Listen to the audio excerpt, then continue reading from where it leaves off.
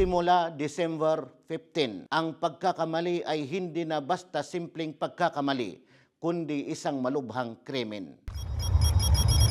Ang bagong batas laban sa droga ay walang pagkakaiba sa pagitan ng taong sumubok at ng taong ginawang negosyo ang droga.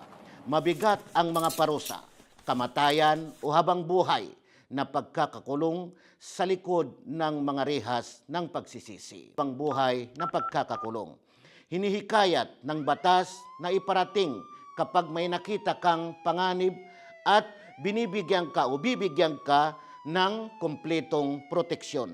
Pinarangalan ng Allah ang sangkatauhan at ipinagbawal niya ang anumang makakasama o makakapinsala sa buhay. Ang iyong buhay ay isang tiwala at ang iyong pamilya ay isang tiwala at ang iyong komunidad ay isang tiwala na nasa iyong mga kamay. Huwag mong sayangin ang lahat ng mga ito dahil lamang sa kahinaan o pag-usisa o pakikisama, sapagkat may ilang sandali na maaaring maging paglalakbay na wala ng pagbabalik. Sama-sama, protektahan natin ang bawat buhay. Sama-sama, protektahan natin ang bayan.